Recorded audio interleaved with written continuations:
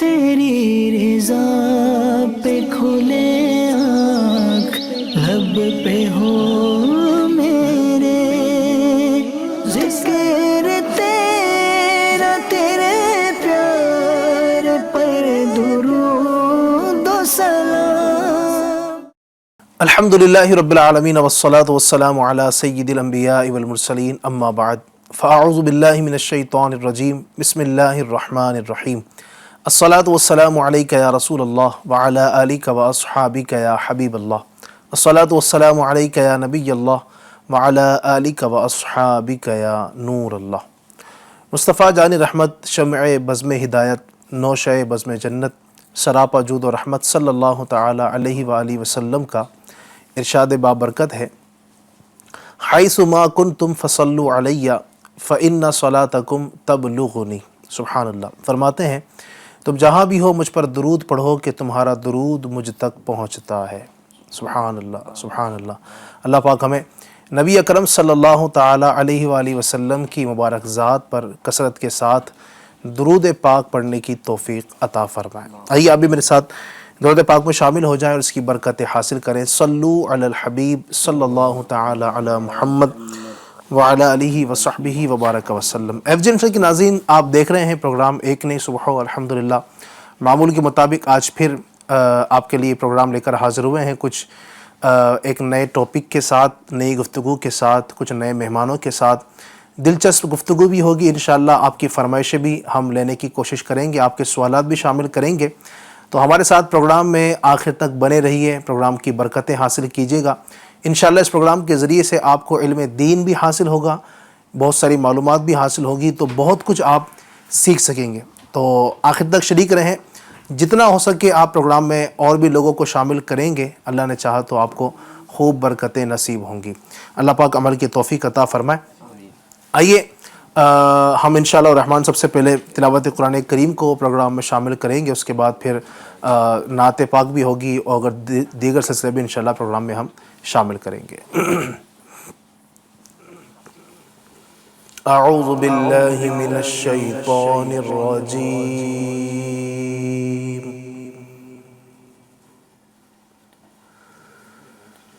بسم اللہ الرحمن الرحیم۔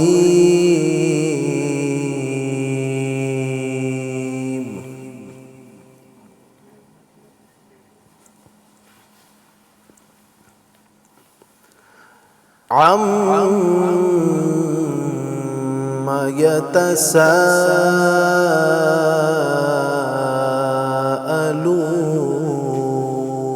يتساءلون،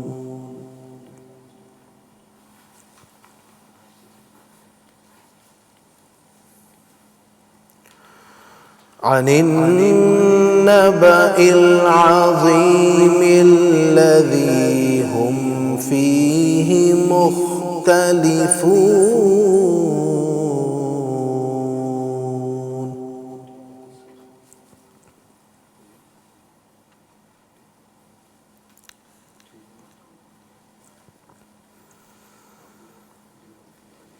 كلا سيعلمون ثم كلا سيعلمون،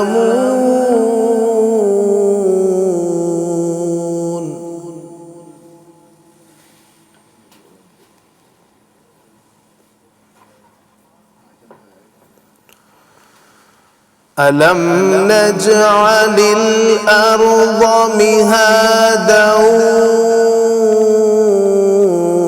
والجبال أوتادا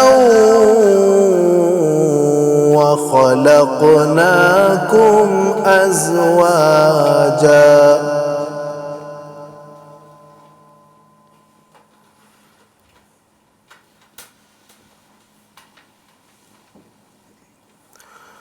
وجعلنا نومكم سباتا وجعلنا الليل لباسا وجعلنا النهار معاشا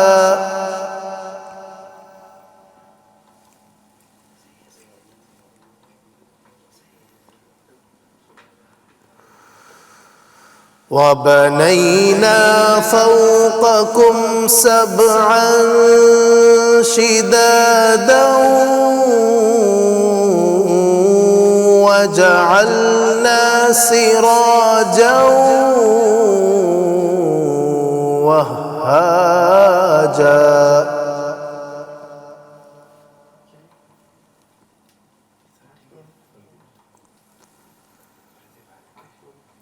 وأنزلنا من المعصرات ماء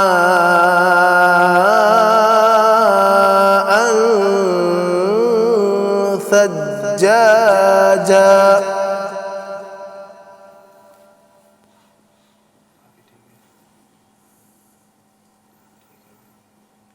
لنخرج به حبا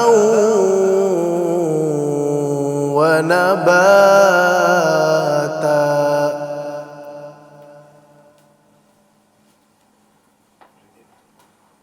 وجنات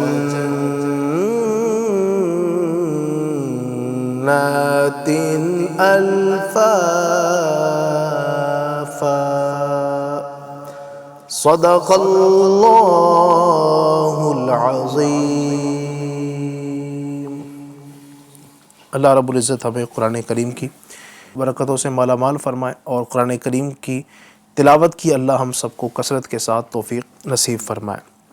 ناظرین، الحمدللہ تلاوت قرآن کریم بھی آپ نے سننے کی سعادت حاصل کی ہے، اور انشاءاللہ ایک کلام کی جانب بڑھیں گے، اور اس کلام میں آپ بھی شامل ہو جائیں۔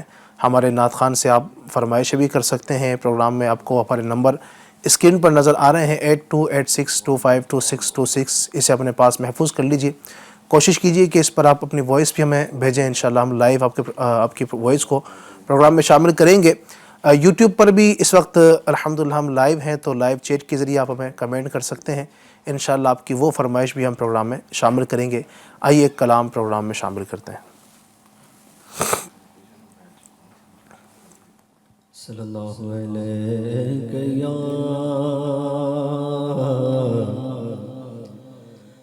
رسول اللہ،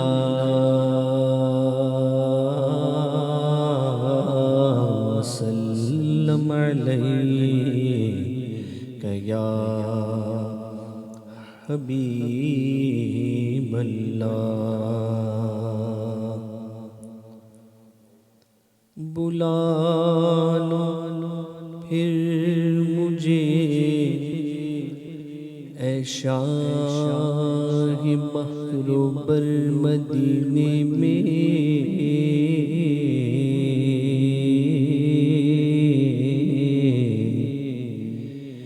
میں پھر روتا ہوا آؤں تیرے در پر مدینے میں۔ بلا لو ہم غریبوں کو، بلا لو یا رسول اللہ،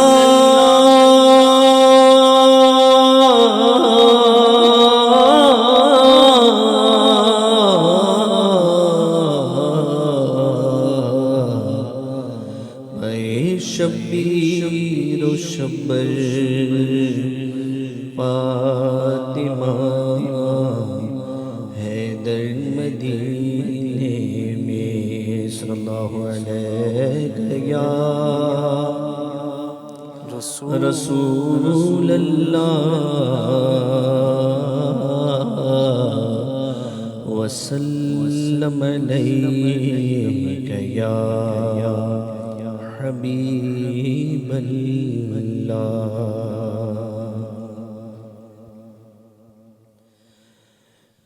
میں مسجد نبوی میں آیا ہوں، میں مسجد نبوی میں آیا ہوں، میں مسجد نبوی میں آیا ہوں، میں مسجد نبوی میں آیا ہوں میں، مسجد نبوی میں آیا ہوں میں، مسجد نبوی میں آیا ہوں، شرمندہ زیدہ سا شرمندہ سا زیدہ سا میں، مسجد نبوی میں آیا ہوں میں، مسجد نبوی میں آیا ہوں، لے کر ایک بوجھ گناہوں کا، لے کر ایک بوجھ گناہوں کا میں، مسجد نبوی میں آیا ہوں میں، مسجد نبوی میں آیا ہوں، حاضر ہے در دولت پہ گدا سرکار توجہ فرمائے گا، زندگی در دولت پہ گدا سرکار توجہ فرمائے، محتاج نظر ہے حال میرا، محتاج نظر ہے حال میرا، سرکار توجہ فرمائے، سرکار توجہ فرمائے، میں مسجد نبوی میں آیا ہوں میں، مسجد نبوی میں آیا ہوں،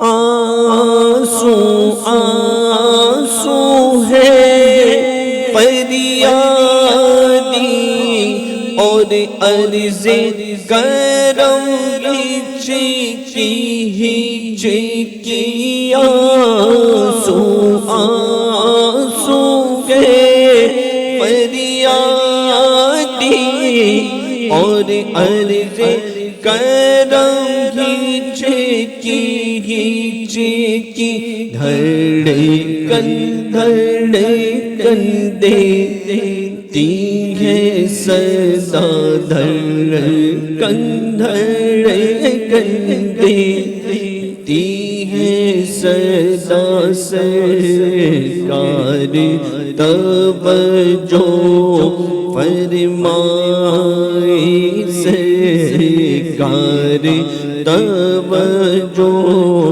فرمائے، میں مسجد نبوی میں آیا ہوں میں، مسجد نبوی میں آیا ہوں، گر تم نہ سنو گے تو میری کون سنے گا، گر تم نہ کرو گے تو کرم کون کرے گا، سرکار توجہ فرمائے، سرکار توجہ فرمائے، میں کب آنے کے قابل رحمت نے یہاں تک پہنچایا، میں کب آنے کے قابل تھا، رحمت نے یہاں تک پہنچایا، سرکار بے تن من جان فیدا، سرکار بے تن من جان فیدا، سرکار توجہ فرمائے، سرکار توجہ فرمائے، میں مسجد نبوی میں آیا ہوں، میں مسجد نبوی میں آیا ہوں، میں کر کے ستم اپنی جان پر، قرآن سے جاؤں گا سن کر، میں کر کے ستم اپنی جان پر، قرآن سے جاؤں گا سن کر، آیا ہوں بہت شرمندہ سا، آیا ہوں بہت شرمندہ سا، سرکار توجہ فرمائے، سرکار توجہ فرمائے، میں مسجد نبوی میں آیا ہوں، میں مسجد نبوی میں آیا ہوں، ایک میگی نگی ساری امت، ساری دنیا ساری خلقت، ایک میگی نگی پوری امت، ساری دنیا ساری خلقت تکتی ہے رستہ رحمت کا، تکتی ہے رستہ رحمت کا، سرکار توجہ فرمائے، سرکار توجہ فرمائے، میں مسجد نبوی میں آیا ہوں، میں مسجد نبوی میں آیا سبحان اللہ سبحان اللہ۔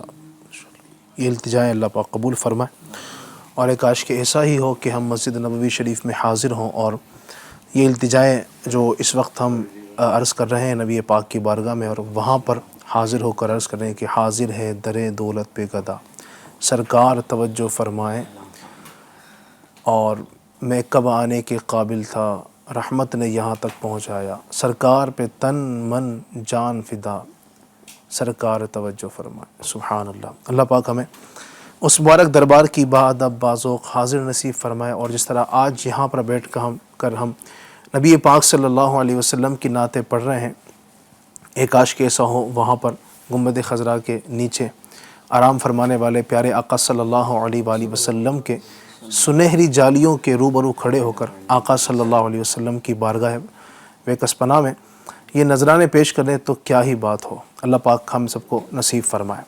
ناظرین الحمدللہ پروگرام باقاعدہ اسٹارٹ ہو چکا ہے. آپ تلاوت بھی سن چکے ہیں, نعت پاک بھی, کلام بھی آپ الحمدللہ سماعت کر چکے ہیں. مزید بھی آپ کو ہم بہت سارے کلام سنائیں گے, آپ کی فرمائشوں کو پروگرام میں شامل کریں گے. ہمارا نمبر آپ کو اس وقت اسکرین پر نظر آ رہا ہے 8286252626.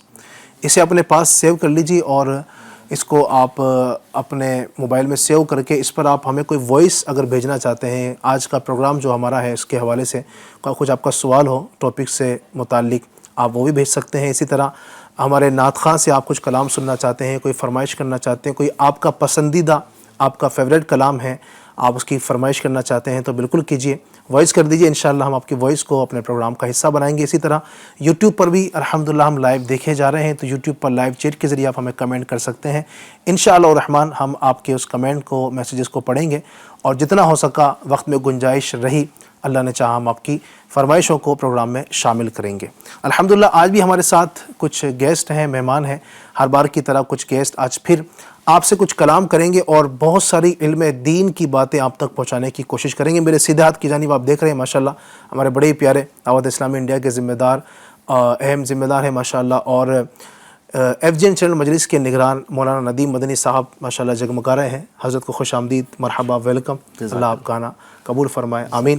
انشاءاللہ حضرت سے بھی ہم سوالات کریں گے. آپ بھی کچھ اگر پوچھنا چاہتے ہیں آپ بالکل میسیج کر سکتے ہیں. انشاءاللہ کوشش کریں گے آپ کے سوالات کو پروگرام میں شامل کریں. انہی کے سامنے اور میرے دل کی جانب ہمارے بڑے ہی پیارے مولانا حسن صاحب بھی تشریف فرما ہے.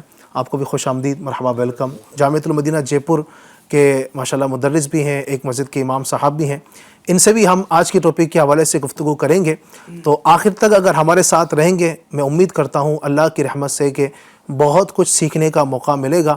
لہٰذا کوئی بھی موقع مس نہ کیجیے گا. کلام بھی انشاءاللہ وقتاً فوقتاً لیتے رہیں گے, آپ کے سوالات بھی لیتے رہیں گے, اور گفتگو بھی آپ نے سننا ہے انشاءاللہ. ایف جی این چینل کے ناظرین الحمدللہ مسلمان ہیں. اللہ تبارک و تعالی نے مسلمانوں کے لیے بلکہ ساری کائنات کے لیے ہی ہدایت کے لیے جن شخصیات کو دنیا میں بھیجا, اور جنہوں نے دنیا کو اللہ تبارک و تعالی کے قریب کیا, لوگوں کی ہدایت فرمائی, لوگوں کو گناہوں سے بچایا, لوگوں کو معبودان باطلہ کی عبادت سے دور کیا, ان کو اللہ کے قریب کیا.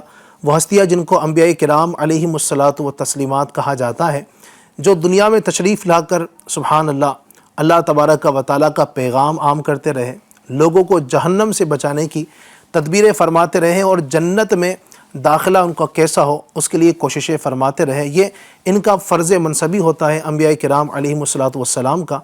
ان انبیاء کرام کی مقدس جماعت میں اللہ رب العزت نے, چونکہ ویسے تو تمام ہی انبیاء کو بڑا عظیم مرتبہ عطا فرمایا, بڑا رتبہ ایسا عطا فرمایا کہ مخلوق میں انبیاء کرام علیہم الصلاۃ والتسلیمات سے بڑا مرتبہ کسی اور کو نہ ملا. وقت کا کتنا بڑا غوث ہو, صحابی رسول ہو, یا بہت بڑے مرتبے کو فائز ہو, لیکن انبیاء کرام علیہم الصلاۃ والتسلیمات کے مبارک مرتبے کو وہ نہیں پہنچ سکتے ہیں.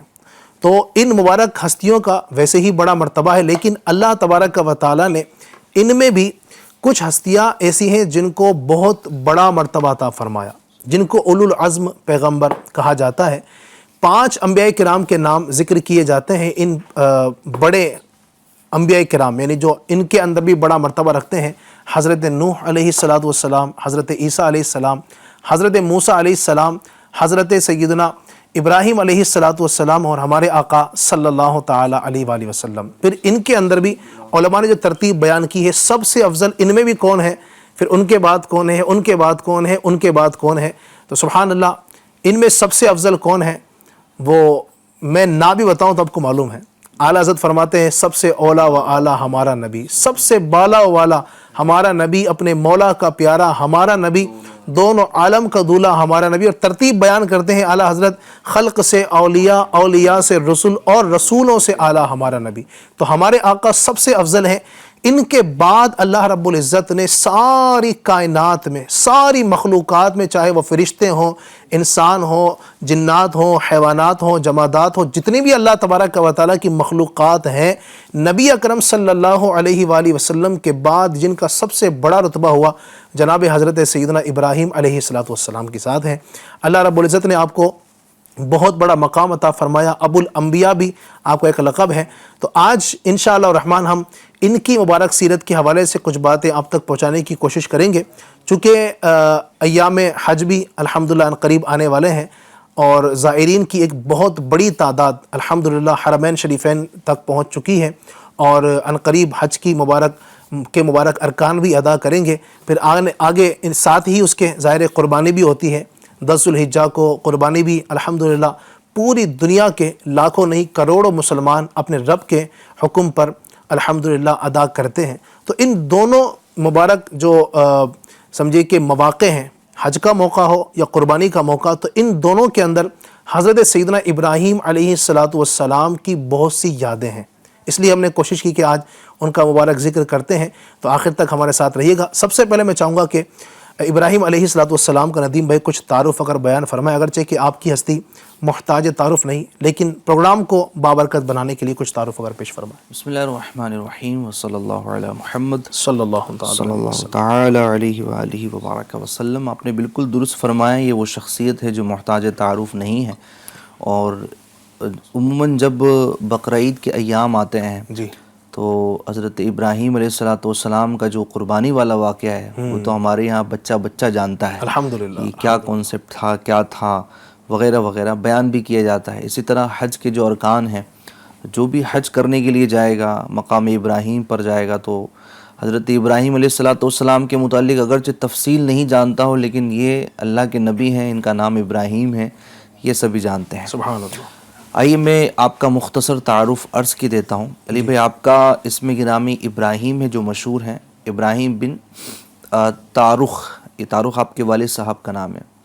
آپ علیہ السلام کے القابات کتابوں میں موجود ہیں، کثیر القابات موجود ہیں۔ 2 مشہور القابات ہیں جو یہاں پر میں ذکر کروں گا، ایک تو ابو الانبیاء، جو آپ نے بھی فرمایا کہ اللہ تبارک و تعالیٰ نے آپ کو یہ شرف عطا فرمائے کہ آپ کے بعد آنے والے تمام انبیاء کے آپ والد ہیں، سبحان اللہ۔ تو یوں آپ ابو الانبیاء یعنی بلکہ نبی پاک تک جتنے آئے نا، جی، عیسیٰ علیہ السلام کے بعد نبی پاک بھی ہیں، تو جتنے بھی بالکل، یعنی آپ کے بعد جتنے بھی آئیں بنی گے، اسرائیل کے آئے، جی، یہ جتنے ہیں سب یہ یوں سمجھیے کہ حضرت ابراہیم علیہ السلام ان کے والد ہیں۔ نبی پاک صلی اللہ علیہ وسلم پر نبوت کا دروازہ اب ختم ہو گیا، اور اب کوئی نبی نہیں آئے گا۔ صحیح۔ اچھا، یہ آپ کی ایک کنیت ابو الانبیاء ہوئی۔ پھر ایک کنیت جو آپ کی بیان کی جاتی ہے، ابو الضیفان۔ ابو الضیفان ہوتا ہے یعنی مہمانوں کا باپ، ٹھیک ہے۔ یہ آپ کی کنیت کیوں پڑی، کیوں رکھی گئی؟ تو سبحان اللہ، حضرت ابراہیم علیہ السلام بہت مہمان نوازی کیا کرتے تھے۔ سبحان اللہ۔ آگے انشاءاللہ میں تذکرہ کروں گا کہ مہمان نوازی کا آپ کا انداز کیا تھا۔ تو یوں آپ کی 2 کنیت یہ ہوئی۔ اسی طرح اگر ہم ان کے شرف و بلندی کا اندازہ لگائیں علی بھائی، تو اللہ تبارک و تعالیٰ نے مقدس کتاب قرآن مجید فرقان حمید میں 56 مقامات پر آپ کا ذکر فرمایا ہے، آپ کا نام اللہ تبارک و تعالیٰ نے ذکر فرمایا ہے۔ کہیں واقعات ہے، کہیں آپ کا تذکرہ ہے، کہیں آپ کے اوصاف ہے، اور 5 اوصاف خصوصیت کے ساتھ اللہ تبارک و تعالیٰ نے آپ کے قرآن مجید میں بیان فرمایا ہے۔ خلیل یعنی گہرا دوست، سبحان اللہ۔ یعنی خلیل کا جو لفظ قرآن کریم میں حضرت ابراہیم علیہ السلام کے لیے، ایک تو آپ کے اس نام کے ساتھ ہی ہم جو کہتے ہیں ابراہیم خلیل اللہ، خلیل اللہ یعنی گہرا دوست ہونا۔ یوں سمجھیے کہ اللہ کے محبوب بندے بہت ہیں، لیکن یہ ان محبوب بندوں میں بھی بہت خاص ہیں۔ سبحان اللہ تبارک و تعالیٰ نے ان کو خلیل کا وہ مقام و مرتبہ عطا فرمایا۔ اسی طرح حلیم یعنی بہت زیادہ تحمل والا، یہ بھی آپ کا وصف قرآن مجید میں موجود ہے۔ اسی طرح اواہ کا وصف بھی قرآن میں آپ کے متعلق آیا ہے، یعنی بہت آہیں بھرنے والا، منیب کا یعنی بہت رجوع کرنے والا۔ اسی طرح صدیق یعنی ہمیشہ سچ بولنے والا۔ یہ 5 اوصاف آپ کے قرآن مجید میں ذکر کیے گئے ہیں۔ آپ کی ولادت کا مقام اگر معلوم کیا جائے تو سرزمین اہواز کے مقام سوس میں آپ کی ولادت ہوئی، اور آپ کے والد آپ کو بابل لے آئے۔ اللہ پاک نے آپ کو حکمت و دانائی سے نوازا، اور اس کا ذکر بھی اللہ تبارک و تعالیٰ نے قرآن میں کہا کہ آپ کو زمین و آسمان کی تمام اشیاء کا اللہ تبارک و تعالیٰ نے مشاہدہ کروایا۔ چنانچہ اللہ تعالیٰ ارشاد فرماتا ہے، اور اسی طرح ہم ابراہیم کو آسمانوں اور زمین کی عظیم سلطنت دکھاتے ہیں، اور اس لیے کہ وہ عین الیقین والوں میں سے ہو جائے۔ تو یہ اللہ تبارک و تعالیٰ کا خاص فضل ہوتا ہے اپنے بندوں پر کہ اللہ پاک نے جن کو لوگوں کی ہدایت کے لیے بھیجا تو ان کو وہ صفات بھی عطا فرمائی، وہ درجہ بھی عطا فرمایا، علم و حکمت بھی عطا فرمائی۔ تو یہ بھی ایک بہت اچھا پیغام ہے کہ ہم اگر کسی کو کسی چیز پر معمور کرتے ہیں تو اس کی تربیت، اس میں وہ صلاحیت، اس میں وہ کوالٹیز بھی ہو کہ جس کام پر ہم نے اس کو معمور کیا ہے یہ کام ہم اس سے نکلوانا چاہتے ہیں۔ تو یہ بھی ایک حکمت بھرا مدنی پھول ہے۔ بہرحال پیدائش کا اگر یوں سلسلہ دیکھا جائے تو چونکہ مورخین نے بڑی تفصیل کے ساتھ اس واقعے کو لکھا ہے کہ آپ کی پیدائش کا معاملہ بھی بڑا عجب تھا۔ معاملہ یہ تھا علی بھائی کہ نمرود کہ چونکہ آپ سلطنت میں پیدا ہوئے، نمرود بن کنعان یہ بڑا جابر بادشاہ تھا، اور اس کے بارے میں کہا جاتا ہے کہ سب سے پہلے سر پہ تاج اسی نے رکھا ہے، یعنی بادشاہ جو تاج پہنتے تھے، ابھی تو نہیں ہے لیکن جہاں جہاں بھی پہنتے ہیں تو اسٹارٹنگ اس سے ہوئی، سب سے پہلے اس نے سر پہ تاج رکھا ہے۔ اچھا، اس نے خواب دیکھا، خواب بڑا عجیب تھا کہ ایک ستارہ نمودار ہوتا ہے اور آفتاب و مہتاب یعنی سورج و چاند اس کی روشنی کی وجہ سے ماند پڑ جاتے ہیں، یعنی اس کی روشنی ختم سی ہو جاتی ہے۔ اس کو بڑی تشویش ہوئی کہ یار یہ کیا ہے، تو اس نے کاہنوں سے اس خواب کی تعبیر دریافت کی کہ میں نے ایسا ایسا خواب دیکھا ہے۔ تو کاہنوں نے یہ بتایا کہ تمہاری سلطنت میں ایک فرزند پیدا ہوگا جو تمہارے ملک کے زوال کا باعث بنے گا، اور تمہاری جو رعایا ہے یہ اس کو ختم کرے گا، اس کو ہلاک کرے گا۔ تو یہ بڑا پریشان ہوا اور اس نے فوراً حکم جاری کیا کہ جو بھی بچہ پیدا ہو آج کے بعد سلطنت میں اس کو قتل کر دیا جائے، مرد جتنے ہیں ان کو عورتوں سے جدا کر دیا جائے، اور باقاعدہ اس نے ایک سسٹم بنا دیا، ایک محکمہ بنا دیا جو باقاعدہ اس کام پر معمور تھا۔ لیکن اللہ چاہے تو پھر کیا نہیں ہوتا، جسے اللہ رکھے اسے کون چکھے۔ سبحان اللہ۔ تو حضرت ابراہیم علیہ السلام کی ولادت کا پھر سلسلہ کچھ یوں ہوا کہ آپ کی والدہ ماجدہ کو حمل ٹھہرا، یعنی حضرت ابراہیم علیہ السلام ان کے شکم اطہر میں جلوہ گر ہوئے۔ کاہنوں نے اس کی بھی خبر دی نمرود کو کہ حمل ٹھہر چکا ہے، یعنی جو شخص پیدا ہوں گے تیری زوال کا سبب بنیں گے، تیری سلطنت کی زوال کا سبب بنیں گے، وہ حمل میں آ چکی ہے، اس کی بھی خبر دی ہے۔ لیکن پھر بھی اس کے پاس وہ طاقت نہیں کہ وہ کہاں سے اندازہ لگائے، محکمہ کام کر رہا ہے لیکن اللہ نے بچانا تھا۔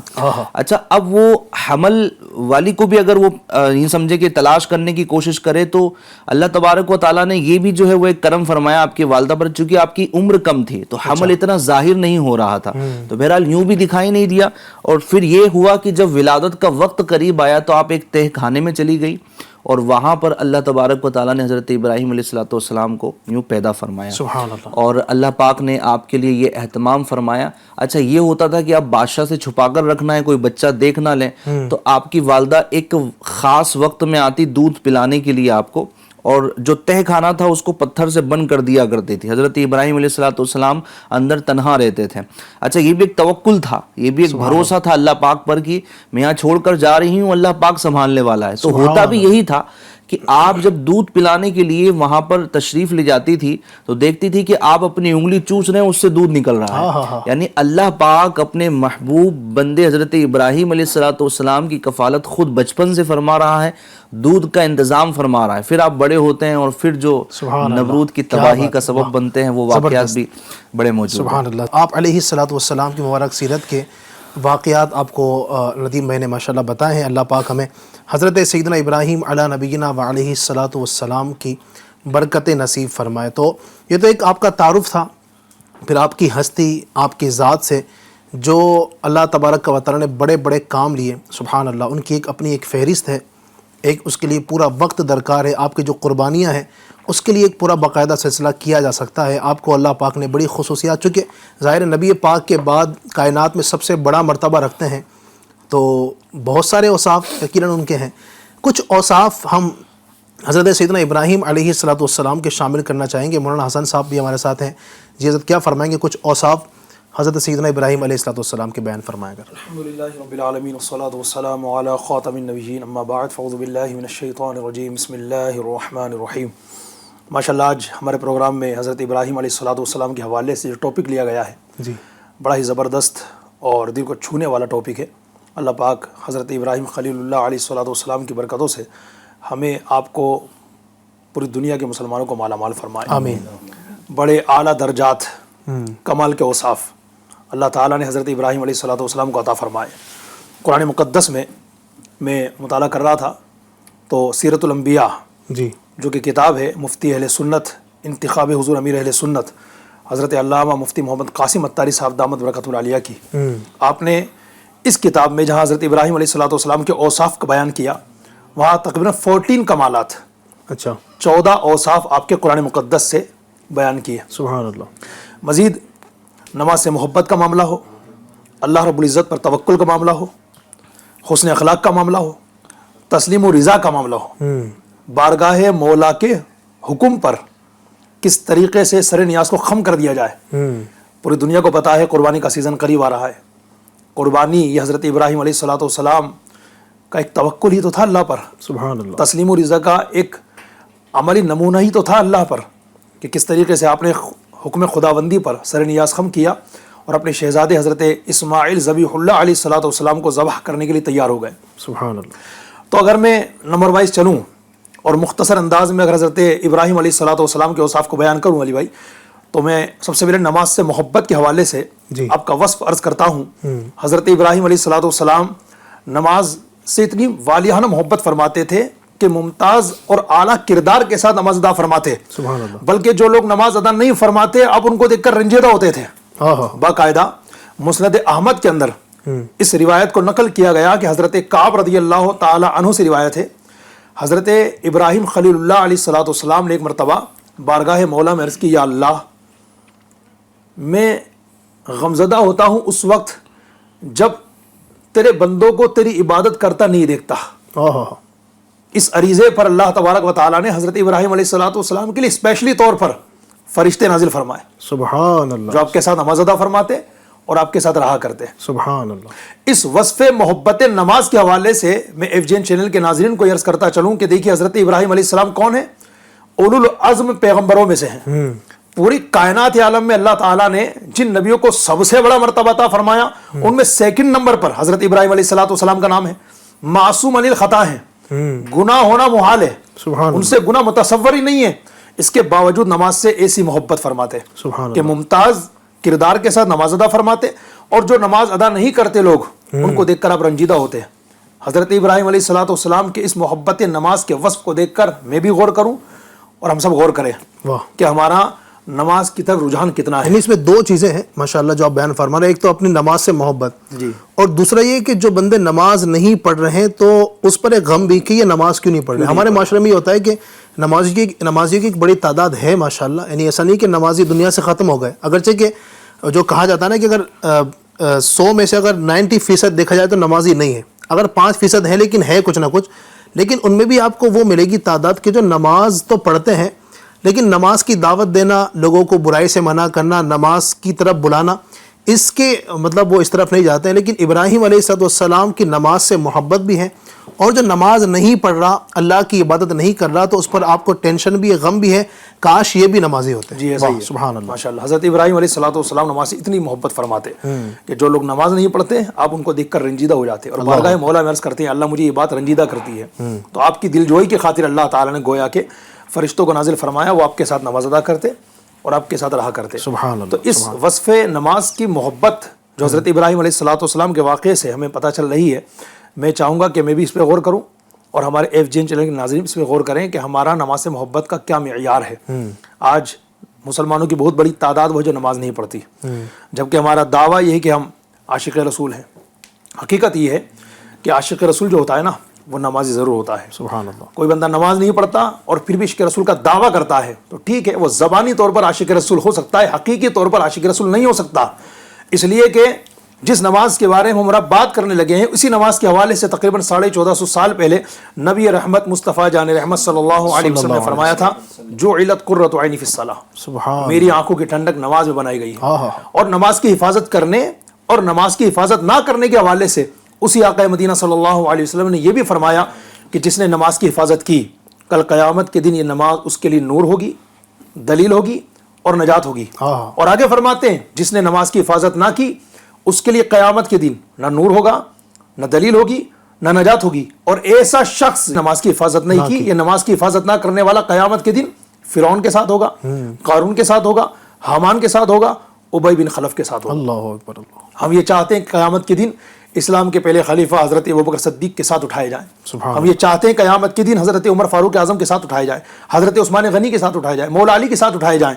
لیکن تقریباً 1450 سال پہلے میرے آقا کریم صلی اللہ علیہ وسلم نے بیان فرما دیا کہ جو نماز کی حفاظت نہیں کرتا وہ قارون کے ساتھ اٹھایا جائے گا، اللہ اکبر اللہ اکبر. فرعون کے ساتھ اٹھایا جائے گا، حامان کے ساتھ اٹھایا جائے گا، ابی بن خلف کے ساتھ اٹھایا جائے گا.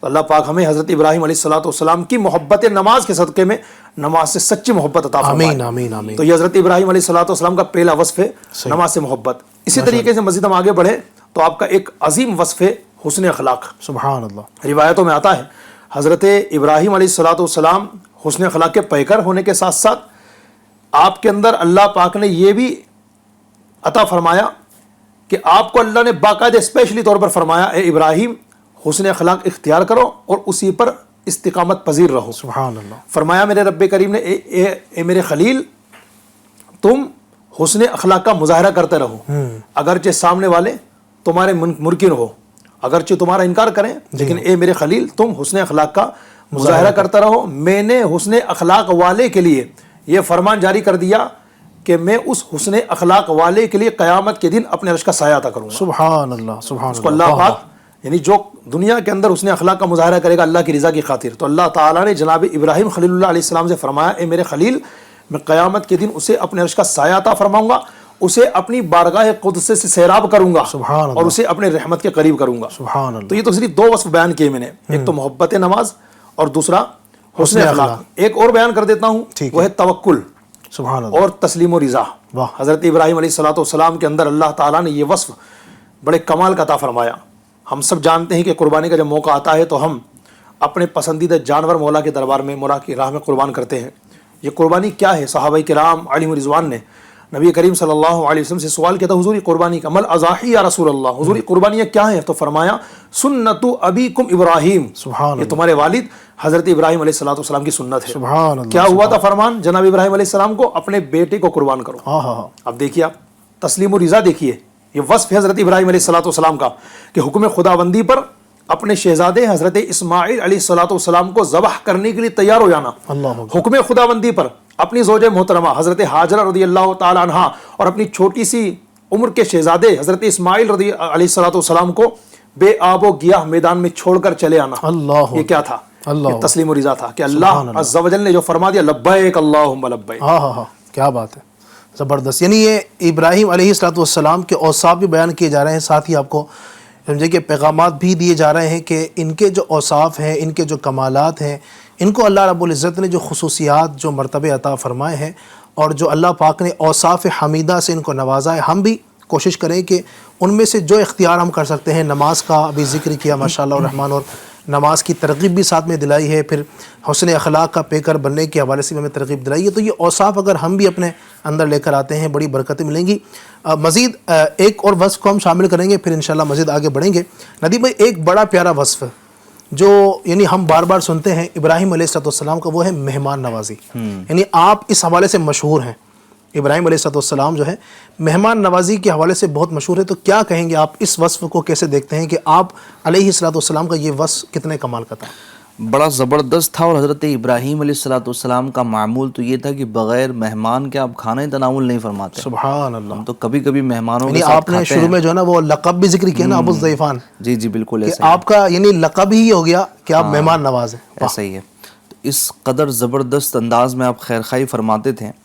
اچھا ایک دن ایسا ہوا کہ مہمانوں کا ایک قافلہ آپ کے گھر اترا، اور وہ قافلہ ایسا تھا کہ آپ ان سے بڑے خوف زدہ ہو گئے. اچھا. دراصل بات یہ تھی کہ یہ حضرت جبریل علیہ السلام تھے جو چند فرشتوں کی جماعت کے ہمراہ آپ تشریف لائے تھے. سلام کر کے مکان کے اندر داخل ہوئے اور گفتگو کرنے لگے. شکل نہایت ہی خوبصورت تھی. اچھا مسئلہ یہ تھا کہ جس وقت یہ حضرات تشریف لائے تھے وہ مہمانوں کے آنے کا ایسا کوئی وقت نہیں تھا. عموماً جب مہمان آتے تھے. دوسرا یہ ہوا کہ بغیر اجازت کے گھر کے اندر تشریف لائے، تو یہ چیزیں اور خوفزدہ آپ کے لیے جو ہے وہ ہو گئی. اچھا بہرحال معمول کے مطابق آپ نے ان کے لیے ضیافت کا اہتمام فرمایا، کھانے کا اہتمام فرمایا. تو تیسری اس میں بات یہ ہوئی کہ انہوں نے کھانا بھی تناول نہیں کیا تو مزید خوف بڑھ گیا. اور یہ دشمن کی علامت سمجھی جاتی تھی کہ کوئی بغیر یعنی کسی وقت گھر میں آ جائے پھر وہ کھانا بھی تناول نہ کرے تو یہ عموماً دشمن سمجھا جاتا تھا. تو آپ خوف زدہ ہو گئے. تو حضرت جبریل علیہ السلام یہ دیکھ کر فرمانے لگے کہ آپ بالکل خوف نہ کریں، ہم اللہ تبارک و تعالیٰ کے بھیجے ہوئے فرشتے ہیں اور ہم 2 کاموں کے لیے آئے ہیں. ہم 2 کاموں کے لیے آئے ہیں. ایک تو یہ ہے کہ آپ کو بشارت سنانی ہے کہ اللہ تبارک و تعالیٰ ایک علم والا فرزند آپ کو عطا فرمائے گا. سبحان اللہ. اور دوسرا یہ کلام ہمارا ہے کہ حضرت لوط علیہ السلام کی قوم پر ہم عذاب لے کر آئے ہیں. تو ایک بشارت دی حضرت جبریل علیہ السلام نے، اور ایک وعید آپ کو گویا کہ قوم لوط کے حوالے سے سنائی. تو اس قدر مہمان نواز تھے کہ فرشتے بھی آپ کے گھر پر آ رہے ہیں اور اس انداز میں آ رہے ہیں. اچھا، اس کے علاوہ بھی ایک واقعہ آپ کا ذکر کیا جاتا، چونکہ انداز تو تھا ہی آپ کا کہ جب مہمان نہ آتے تو آپ تلاش کرنے کے لیے باہر نکلتے ہیں، کسی کو میں لے کر آؤں اور میرے ساتھ میں کھانے کا یوں سلسلہ ہوتا. ایک مرتبہ ایسے ہی ہوا کہ آپ باہر تشریف لے گئے، آپ کو کوئی بھی مہمان مل نہ سکا، لیکن جب گھر پر آپ واپس لوٹ کر آئے تو آپ نے دیکھا کہ ایک شخص آپ کے گھر میں موجود ہے. اچھا. آپ اس کو دیکھ کر تھوڑے چونکے اور کہا کہ تم کون ہو؟ تو کہا کہ میں ملک الموت ہوں. اچھا. یعنی جو روح نکالنے والے فرشتے ہیں وہ. تو آپ نے کہا کہ آپ کیوں آئے؟ کہا کہ مجھے اپنے رب نے اپنے ایک بندے کی طرف بھیجا ہے تاکہ میں اس کو یہ پیغام سناؤں کہ اللہ تبارک و تعالیٰ نے اس کو اپنا خلیل بنا لیا ہے. سبحان اللہ. تو آپ خوش ہوئے اور آپ نے کہا کہ وہ بندہ کون ہے؟ تو کہا کہ وہ بندے آپ ہی ہیں. سبحان اللہ. آپ نے خوشی کا اظہار فرمایا کہ خلیل کا رتبہ ملنا اللہ تبارک و تعالیٰ کی جانب سے کوئی عام نہیں تھا. سبحان اللہ. آپ نے کہا کہ میں آپ ہی خلیل ہیں، اللہ تبارک و تعالیٰ نے آپ ہی کو خلیل بنایا ہے. اچھا، آپ نے سوال کیا کہ کس سبب سے اللہ تبارک و تعالیٰ نے مجھے خلیل بنایا ہے؟ عرض کیا کیونکہ آپ لوگوں کو عطا کرتے ہیں اور ان سے کوئی سوال نہیں کرتے ہیں، اس لیے اللہ تبارک و تعالیٰ نے آپ کو خلیل بنایا. علی بھائی وصف دیکھیے، اللہ تبارک و تعالیٰ نے آپ کو خلیل بنایا اس لیے کہ آپ عطا کرنے والے ہیں، آپ سخی ہیں، آپ دینے والے ہیں، آپ کا ہاتھ اوپر رہتا ہے نیچے نہیں رہتا، آپ کسی سے سوال نہیں کرتے. اچھا، نبی کریم صلی اللہ علیہ وسلم کی حدیث پاک بھی یہی بتا رہی ہوتی ہے کہ نبی پاک صلی اللہ علیہ وسلم نے یہی فرمایا کہ فرشتے آئے اور آپ کو خلیل ہونے کا گویا کہ مژدہ سنایا، اور آپ کو اللہ تبارک و تعالیٰ نے جو وصف خلیل عطا فرمایا اس وجہ سے کہ ایمان والوں کے دلوں میں سب سے زیادہ سخی آپ ہیں. تو سخاوت کی وجہ سے آپ علی نبینا وعلیہ الصلوۃ والسلام کو اللہ تبارک و تعالیٰ نے گویا کہ خلیل کا رتبہ اور وہ خلیل کا مصداق آپ نے بنایا ہے. تو یہ ہمارے لیے بھی ایک درس ہے کہ ہم بھی سخاوت پیدا کریں، سخی بنے. اس کا اپوزٹ جو ہوتا ہے کنجوسی، ٹھیک ہے، وہ کنجوسی ہمارے اندر نہ آئے. عموماً حالات ایسے ہی ہیں کہ بندہ بہت کنجوسی کر رہا ہوتا ہے، یعنی جہاں خرچ کرنا ہے وہاں پر بھی نہیں کر رہا. کنجوسی کا مفہوم اگر دیکھیں تو ویسے بڑا وسیع ہے، لیکن راہ خدا میں خرچ نہ کرنا یہ بھی کنجوسی ہے، زکوٰۃ نہ دینا یہ بھی کنجوسی ہے. جیسے ابھی بقرعید آ رہی ہے، کئی لوگ ایسے ہیں جن پر قربانی واجب ہوں گی لیکن قربانی نہیں کرتے، یہ بھی کنجوسی ہے.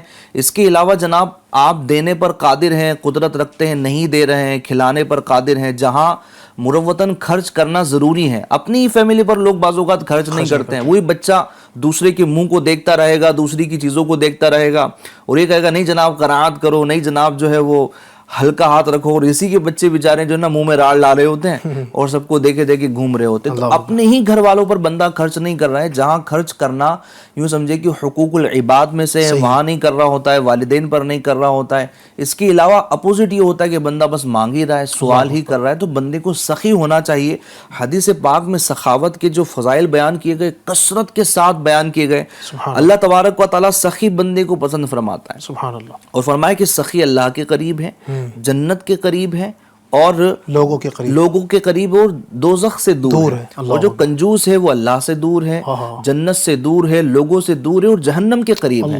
تو سخاوت یہ وہ وصف ہیں کہ جو بندے کو جنت میں داخل کرا دیتا ہے. نبی کریم صلی اللہ تعالی علیہ وسلم کی سخاوت کا اندازہ تو ہم کیا لگا سکتے ہیں. واہ کیا جود و کرم ہے، شہ بطحا تیرا نہیں سنتا ہی نہیں مانگنے والا تیرا. اتنا دیا وہ بن مانگے دیا اور اتنا دیا دامن میں ہمارے سمایا نہیں لا ورب العرش جس کو جو ملا ان سے ملا، بڑھتی ہیں کونین میں نعمت رسول اللہ کی، رب ہے معطی یہ ہے قاسم رزق اس کا ہے کھلاتے یہ ہیں. تو آپ کی سخاوت کا ساری کثرت پاتے یہ ہیں، ٹھنڈا ٹھنڈا میٹھا میٹھا پیتے ہم. یعنی یہاں پر بھی اور وہاں پر بھی دونوں جگہ سخاوت کے آپ کے جلوے ہیں کہ وہاں پر بھی آپ ایک یوں سمجھے نا کہ عزیز بچے کو ماں جس طرح تلاش کریں خدا گواہ وہی حال آپ کا ہوگا، کہ وہاں پر بھی آپ اپنے غلاموں کو کہیں آب کوثر پلا رہے ہوں گے، ان کی پیاسے بجھا رہے ہوں گے، جنت میں چھوڑ رہے ہوں گے.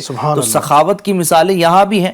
آپ علیہ الصلوۃ والسلام میں سخاوت کا اس قدر جذبہ تھا علی بھائی کہ ایک دن ایک نماز کے بعد آپ فوراً بڑی تیزی کے ساتھ اپنے گھر کی طرف روانہ ہوئے. صحابہ اکرام پریشان ہوئے کہ آج یہ کیا معاملہ ہے کہ بڑی تیزی کے ساتھ اپنے مکان عالی شان کے اندر آپ تشریف لے گئے. معاملہ سمجھ میں نہیں آیا. جب دوبارہ تشریف لائے مسجد میں تو پوچھا کہ حضور یہ کیا انداز تھا، کچھ مسئلہ کچھ پریشانی اس طرح کا معاملہ تھا؟ کہا نہیں، ایک تحفہ آیا ہوا تھا جو میرے گھر میں تھا، اس کو صدقہ کرنا رہ گیا تھا، اس کو خرچ کرنا رہ گیا تھا. میں یہ پسند نہیں کرتا کہ کوئی ایک چیز بھی ایک رات میرے گھر میں گزارے، یعنی آج آئی ہے نا تو رات ہونے سے پہلے وہ خرچ ہو جائے، میں کسی کو کھلا دوں. ٹھیک ہے، جیسے کہ حضرت ابو ہریرہ رضی اللہ تعالیٰ عنہ کا جو دودھ والا واقعہ ہے کہ صحابہ اکرام آ رہے ہیں، وہ بیٹھے ہیں کہ کوئی پوچھ لیں، لیکن کوئی پوچھتا نہیں، خیر خیریت پوچھ رہے ہیں، باقی آگے نکل جا رہے ہیں. لیکن نبی کریم صلی اللہ علیہ وسلم تشریف لاتے ہیں اور کہتے ہیں ابو ہریرہ چلو، اور وہ دودھ کا جو پورا معاملہ ہوتا ہے وہ ایک پورا واقعہ عشق بھرا. سبحان اللہ. تو نبی کریم صلی اللہ علیہ وسلم یہ کہہ سکتے ہیں کہ سخیوں کے بھی سردار. تو ہمیں بھی سخاوت کا وصف اپنانا چاہیے. اور مہمان نوازی یہ وہ عمل ہے علی بھائی، آپ بھی شاید آپ کے ذہن میں بھی ایسے لوگ گھوم رہے ہوں گے کہ بڑی مہمان نواز ہوتے ہیں اور بلاتے رہتے ہیں، پسند کرتے ہیں. اگر ان کے یہاں جاؤ تو لگتا ہے کہ واقعی میں خاطرداری ہے. لیکن اب اس دور میں اتنی بیزی لائف ہے، ان چیزوں میں بندہ ان چیزوں کو بہت زیادہ قبول نہیں کر پا رہا ہے. مہمان آتا ہے تو جانے کا وقت پوچھا جاتا ہے کہ آپ کی ٹرین کب ہے. اگر وہ نہ بھی سرچ کر رہا ہو تو یہ سرچ کر کے بتاتا ہے کہ میں آپ کی خیر خواہی کرتا ہوں، آپ حکم تو دیجئے، آ تو گئے ہیں، جائیں گے کب یہ میں آپ کو بنا کر دیتا ہوں. اچھا پھر ریسورسز بھی اگر اس کو معلوم نہیں ہے تو ارے بسیں بھی اویلیبل ہیں اپنے اپراجات میں بھی ہیں، تو وہ سمجھ ہی جاتا ہے بندہ. اچھا اس میں پھر جو ہے نا وہ مہمان ہوتے ہیں نا تو ان کا بھی ذرا رول ہوتا ہے. میں چاہوں گا اس پہ ضرور کلام ہو. کہ ایک تو یہ کہ آپ کسی کے مہمان بن رہے ہیں، لیکن یہ بھی دیکھ لیں کہ آپ وہ اس پوزیشن میں ہے نہیں ہے، بیچارہ وہ چھوٹی موٹی نوکری والا ہے. آپ جائیں نا دھڑلے سے اس کے یہاں 3-4 دن کا جو ہے وہ آپ دھرنا لگا دیں کہ جناب صبح کا ناشتہ بھی یہ ہو، نہ پھر دن کا کھانا بھی یہ ہو، اور رات کی بریانیاں بھی یہ ہو. ایک دن اس کو اس کی بریانی چاہیے تو دوسرے دن کچھ اور بریانی چاہیے. ارے جناب اب تو آئیں، بڑا وقت لے کر آئیں. وہ تو محبت میں بیچارہ بولتا تھا ہر جاتے وقت. پہلے اس نے ایک دن یہ آئے تھے تو بول دیا تھا کہ تھوڑا وقت لے کر آنا، تو اس سے مراد یہ تھی کہ بھائی محبت والی بات تھی.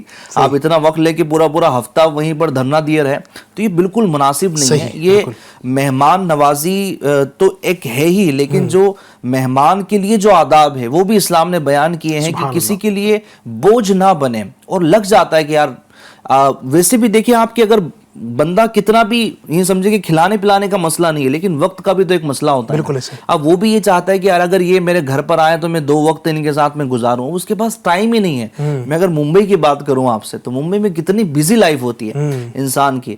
اب اس میں اگر جناب یوں سمجھیے کہ رشتہ دار جو ہے، میں ممبئی کی بات نہیں کر رہا، جو بھی بیزی شہر ہیں، اور تقریباً آپ شہروں کے حالات دیکھیں گے تو 8-8 10-10 گھنٹے جاب ٹائم ہو گیا ہے. بزنس بندہ کر رہا ہوتا ہے تو اور زیادہ ٹائم دے رہا ہوتا ہے. تو ایسے میں اگر کسی ایسے شخص کا زیادہ رکنا کہ جو بہت کلوزلی رشتہ دار بھی نہیں کہ جس کے رہنے سے کہ اگر وہ نہ بھی رہے تب بھی گھر والے اس کے ساتھ میں رہ سکتے ہیں، ایک ماحول ہوتا ہے، ایک دن چاچا تایا ہے، قریبی رشتہ دار ہے تو اتنا مسئلہ نہیں ہوتا. لیکن ایک ایسا شخص ہے کہ جو بہت قریبی رشتہ دار بھی نہ ہو، ایسا مہمان بن کر آیا اور اتنے زیادہ دن وہ ٹھہرے، تو یہ کہیں نہ کہیں جو ہے وہ مناسب نہیں ہوتا. یہ کبھی کبھی جو نا یہ مہمان زبردستی بنتے ہیں نا. ارے یار آپ یاد نہیں کرتے، کیا بات ہے یار، کبھی تو بلاؤ ہمیں بھی یار، ہمیں کہیں بلاتے نہیں ہو بھائی، آپ ہمیں بھول گئے. اب بیچارہ کیا بولے، اب یہی بولے گا کہ ہاں آ جاؤ. اس کے بعد اسباب نہیں ہے بیچارے کے پاس، ٹھہرانے کے لیے جگہ نہیں ہے، خود کرائے سے رہتا ہے. ارے کبھی تو بلاؤ یار، کبھی تو بلاؤ. وہ بیچارہ کر کے وہ زبردستی مہمان بننے کی کوشش کرتا ہے، آ جاتا ہے اور اس کے لیے بیچارہ یعنی وہ آتا ہے نازل ہو جاتا ہے نا، اس کا نزول ہوتا ہے. اور نزول بھی ایسا ہوتا ہے کہ وہ مہمان نہیں رہتا، وہ آرکیٹیکٹ بھی بن کر آتا ہے، وہ الیکٹریشین بھی گھر کا بن کے آتا ہے کہ یار یہ کھڑکی ایسے نہیں ایسی ہونی چاہیے تھی، یہ ایسا نہیں ویسا ہونا چاہیے تھا. اچھا پھر وہ اچھا یعنی گھر پہ تو جو ہے وہ बरोबर दाल भी नहीं खाता और यहाँ आके जो है ना वो समझे कि बड़ी बड़ी डिशों में नुक्स निकालने लगता है, अरे जनाब मैं तो ऐसा खाता हूँ वैसा खाता हूँ। तो बहरहाल करने वाली बातें बहुत है, अल्लाह पाक बस हमें तौफीक अता फरमाए कि हम इन आदाब का ख्याल रखें। आमीन आमीन। और अभी चूँकि बकरीद भी अनकरीब इंशाअल्लाह है, और अल्हम्दुलिल्लाह हमारे यहाँ मुसलमानों के यहाँ अल्लाह की रहमत से जहाँ क़ुरबानियाँ करते हैं अल्लाह तबारक व तआला की रज़ा के लिए, तो मेहमान नवाज़ी भी कर रहे होते हैं। तो इन आदाब का भी आपने ख्याल रखना है कि जो अभी चीज़ें बयान की जा रही हैं कि बोझ नहीं बने, अगर मेहमान हैं तो बोझ नहीं बने, अगर मेज़बान हैं तो तंगी ना करें, ठीक है। जो आदाब है दोनों के लिए इस्लाम ने आदाब बयान की हैं। अगर आप मेहमान बनते हैं तो क्या आदाब है, अगर आप मेज़बान होते हैं तो क्या आदाब है। बकरीद के दिनों में इसका आपने ख़ास ख्याल रखना है। इसकी बरकत है। फरमाया ना अली भाई जी, बाज़ लोग डिमांड करते हैं कि हमारे लिए वो बनाइएगा, वो डिश बनाइएगा, हमारे लिए श्री बनाइएगा, पाए बनाइएगा, ये वाली डिमांड बोल रहे होते बाकायदा। यार वो वहाँ का जो गोश्त है ना वो बना के खिलाइएगा, बड़ा शानदार लगता है। हो सकता है उसने किसी और के लिए रखा हो, आप उससे बोलेंगे और वो अवेलेबल ना करा सका तो शर्मिंदगी का बाइस होगा ना। जाएं तो ये है मेहमान के लिए कि जहाँ मेज़बान बिठाएं वहाँ बैठ जाएं, क्या बात है, जो खिलाएं खा लें। वाह, ये हमें इस्लाम बताता है। शर्मिंदगी का बाइस भी नहीं बनेगा और यूँ समझिए कि इसको सवाब भी मिलेगा, इंशाअल्लाह सवाब मिलेगा। अल्लाह पाक हम सबको बरकत नसीब फरमाए। बहुत ज़बरदस्त गुफ्तगू चल रही है और नाज़रीन भी हमारे माशाल्लाह इस वक्त मुझे उम्मीद है कि इंतज़ार कर रहे होंगे कि भाई हमारी फरमाइशें कब ली जाएगी। चलिए बढ़ते हैं आपकी फरमाइशों की जानिब, और एक माशाल्लाह काफ़ी इस्लामी भाई फरमाइशें कर रहे हैं। मैं सबसे पहले यूट्यूब के ज़रिए जो आई है उनको शामिल करता हूँ, अगर हमारे पास वॉइस वगैरह है तो उसको भी चलाइएगा। ख्वाजा पीर अशरफ़ी भाई हैं, अस्सलामु अलैकुम। वालेकुम अस्सलाम। सरकार गौसे आज़म नज़र करम खुदारा, ये मनक़बा सुनना चाहते हैं। पटेल सर हैं, अस्सलामु अलैकुम। वालेकुम अस्सलाम। रब मुझको बुलाएगा मैं काबे को देखूँगा, ये कलाम सुनना चाहते हैं। अनस अशरफ़ी भाई हैं, ये कहते हैं अस्सलामु अलैकुम। वालेकुम अस्सलाम। नाते सरकार की पढ़ता हूँ मैं, बस इसी बात से मेरे घर में रहमत होगी। ठीक है इंशाअल्लाह। फ़रहान चौधरी, अली भाई अस्सलामु अलैकुम। वालेकुम अस्सलाम। हुजूर आ रहे हैं, ये नात सुना दीजिए, आपकी पूरी टीम को हमारी तरफ से सलाम। जज़ाकल्लाहु खैरा, अल्लाह आपको सलामती अता फरमाए। अनस अशरफ़ी, उनका मंगता हूँ जो मंगता नहीं होने देते। ठीक है। और भी फरमाइशें हैं। महबूब आलम भाई हैं, नात सुना दीजिएगा, तुम भी करके उनका चर्चा। क्या बात है, बारी शरीफ की याद दिला रहे हैं आप तो। निहाल अहमद अंसारी, अस्सलामु अलैकुम वरहमतुल्लाहि वबरकातुहू। वालेकुम अस्सलाम वरहमतुल्लाहि वबरकातुहू। ये वाला कलाम सुना दीजिए अली भाई की आवाज़ में। अच्छा माशाल्लाह, नात ख़्वाह मौजूद है हमारे साथ। तैबा के जाने वाले जाकर बड़े अदब से, बिनते अब्दुल क़दीर, जब करम होता है हालात बदल जाते हैं, ये कलाम सुना दीजिए। माशाल्लाह बहुत सारे कलामों की फरमाइशें हैं, कोशिश करेंगे कि इसमें से चुनिंदा कुछ कलाम हम शामिल करें जो कि वक्त की नज़ाकत को देखना है। अभी इब्राहीम अलैहिस्सलाम की सीरत पर मज़ीद भी आपको बातें सुनानी है, कुछ कलाम शामिल करें। बहुत प्यारा कलाम, जब करम होता है हालात बदल जाते हैं। सुभान रब मुझको बुलाएगा मैं काबे को देखूंगा, वो दिन भी तो आएगा मैं काबे को देखूंगा। रब मुझको बुलाएगा, रमज़ान मुबारक में वो सामने काबे के, वो सामने काबे के इफ्तार कराएगा। मैं काबे को देखूंगा, वो दिन भी तो आएगा मैं काबे को देखूंगा। उनका मंगता हूँ जो मंगता नहीं होने देते, मेरे आका मुझे रुसवा नहीं होने देते। अपने मंगतों की वो फहरिस्त में रखते मुझे, मुझको मोहता जी किसी का नहीं होने دیتے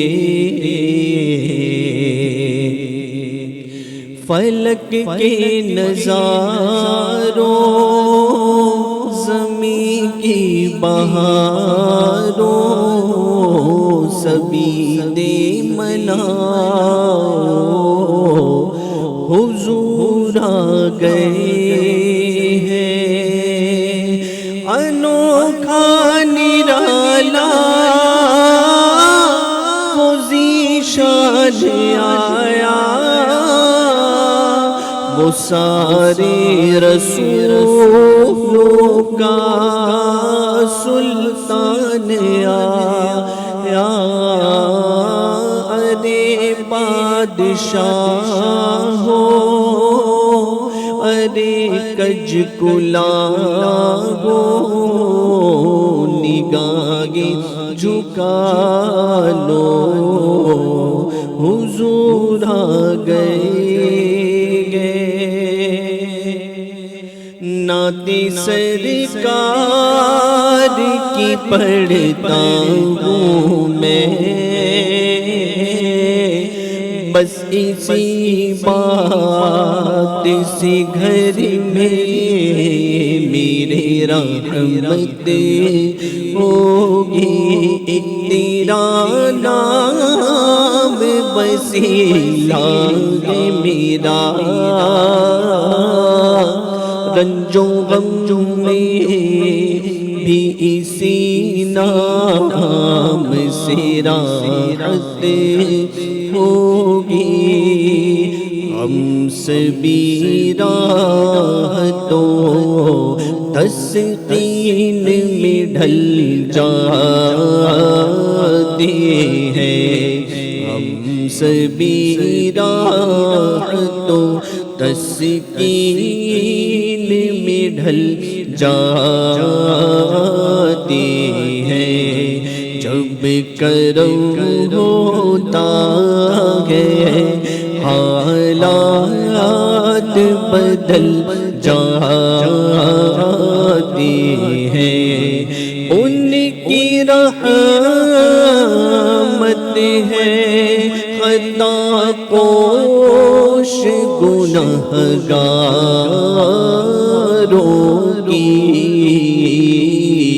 کوٹ سی کے سر بازار بھی چل جاتے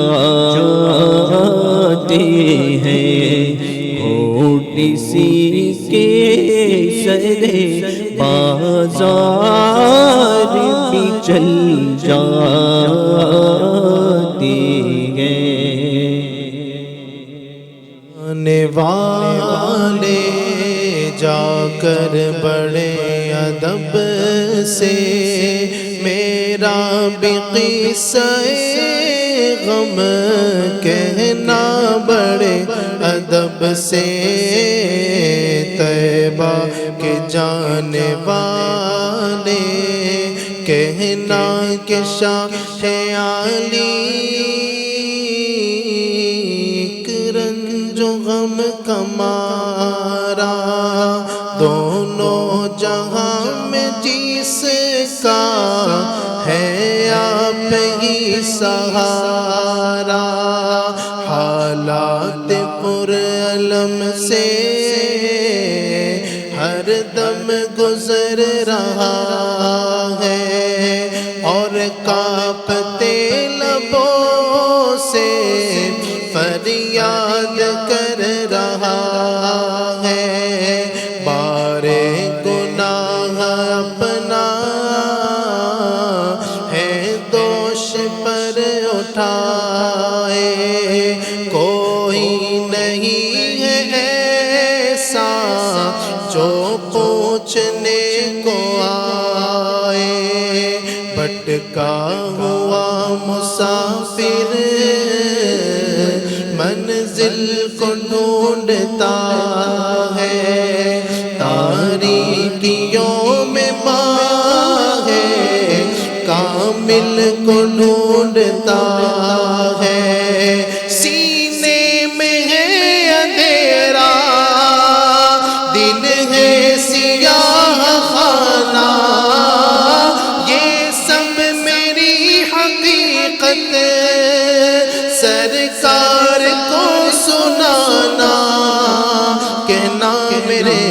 نبی سے محروم ہوں خوشی سے، سر پر ایک ابر غم ہے، اشکوں سے آنکھ نم ہے، پامال زندگی گو سرکار امتی گو، امت کے رہنما ہو، کچھ عرض حال سن لو، فریاد کر رہا ہوں میں دل فگار کب سے، میرا بھی قصہ غم کے ناشہ عرب سے، طیبہ کے جانے والے جا کر بڑے ادب سے، میرا بھی قصہ غم کہنا شہ عرب سے۔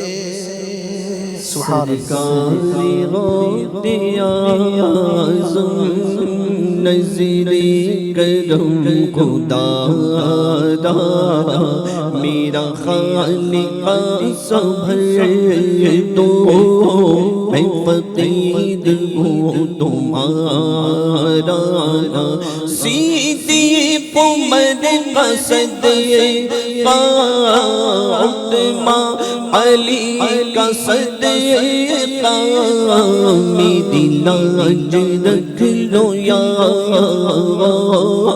میں فقیر ہوں تمہارا۔ سبحان اللہ۔ جی ناظرین، ماشاءاللہ بہت سارے کلاموں کو آپ کی فرمائشوں کو شامل سلسلہ کیا، اللہ آپ کو جزائے خیر دے۔ آپ ماشاءاللہ فرمائشیں کرتے ہیں، کوشش کیا کیجئے کہ آپ وائس بھی بھیجا کریں، وائس ماشاءاللہ آپ بھیجتے ہیں، آپ کی بھی دل جوئی ہوگی انشاءاللہ، آپ کا بھی دل خوش ہوگا، ہمیں بھی اچھا لگے گا، تو وائس بھی آپ بھیجا کریں، اور ساتھ ہی آپ یوٹیوب پر بھیجتے ہیں اس بھی بھیجیں انشاءاللہ، اللہ آپ کو جزائے خیر عطا فرمائے۔ بات چل رہی تھی جناب حضرت سیدنا ابراہیم علی نبینا وعلیہ الصلوۃ والسلام کی مبارک زندگی کے کچھ کمالات، ان کے اوصاف، ان کی باتیں ہم کر رہے تھے۔ ابراہیم علیہ الصلوۃ والسلام کے حوالے سے مزید ہم بڑھتے ہیں مولانا حسن صاحب کی جانب۔ آپ علیہ الصلوۃ والسلام کو اللہ نے جہاں بہت سارے فضائل عطا فرمائے، کچھ مزید کمالات، جی آپ کی مبارک ذات سے کچھ اولیات، کچھ ایسے کام جو آپ ہی سے شروع ہوئے، کچھ اگر وہ بھی آپ ذکر فرمائے پھر آگے بڑھتے ہیں انشاءاللہ۔ ماشاءاللہ، میں کہتا ہوں یہ ابھی ان کاموں کا مقدر ہے کہ شروعات ہی اللہ کے نبی سے ہوئی ہے۔ سبحان اللہ، سبحان اللہ۔ کئی کام ایسے ہیں جن کی شروعات حضرت سیدنا ابراہیم خلیل اللہ علی نبینا علیہ الصلوۃ والسلام کے ذریعے سے ہوئی۔ سبحان اللہ۔ کئی چیزیں ہیں جن میں سے میں چند عرض کرتا ہوں۔ دنیا میں سب سے پہلے جن کے بال سفید ہوئے وہ حضرت ابراہیم علیہ السلام ہیں۔ اوہ، یعنی ان سے پہلے کسی کے بال سفید نہیں ہوئے؟ نہیں ہوئے تھے۔ سبحان اللہ۔ دنیا میں سب سے پہلے اپنے سفید بالوں پر جنہوں نے مہندی کا خضاب لگایا وہ حضرت ابراہیم علیہ السلام ہیں۔ سبحان اللہ۔ اچھا، یہیں پر میں آپ سے یہ پوچھنا چاہوں گا، انشاءاللہ مزید لیتے ہیں، مہندی کا خضاب لگانا، کو کالا اگر رنگ کرتا ہے تو کیا ہے؟